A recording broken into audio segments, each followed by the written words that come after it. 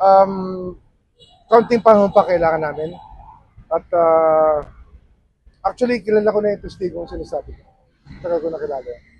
Na nakausap ko na siya bago pa mag-eleksyon. Nakausap ko na. Kaya I have a very good idea yung sinasabi. And na-vet na namin, syempre, the proof of the pudding is in the eating. Titignan na natin kung ilang human remains o kaya mga buto-buto sa taagig para maano natin, makakita natin talaga yun.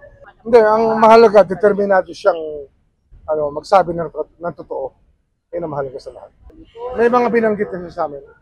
At isa-isa namin nilalatag yan. Nilalatag pa namin maayos.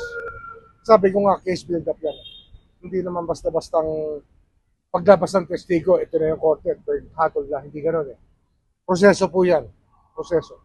Pero may kilalang personality siyang nabanggit dun sa mga pangalan. Marami. Yung mga pumapatay, yung mga dumudukot, basta marami silang binanggit.